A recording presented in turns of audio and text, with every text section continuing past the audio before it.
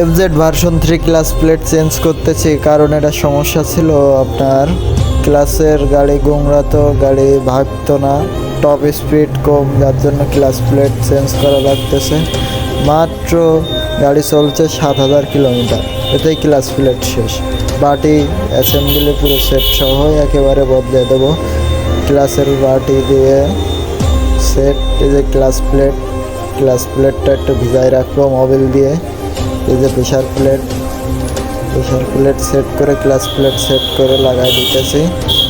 এখন ক্লাসের ওখানে অ্যাডজাস্টিং আছে কোম্পানির থেকে, সার্ভিস সেন্টারতে অ্যাডজাস্টিংটা একটু বেশিই টাইট করে দিয়েছিল, যার জন্য তাড়াতাড়ি মার খাইছি। এখন আঠা দিয়ে ক্লাস চেম্বারটা ঢুকাই দিলাম, এখন নাটগুলো টাইট দিয়ে দিচ্ছি। এখন ইনশাল্লাহ গাড়ি কমপ্লিট।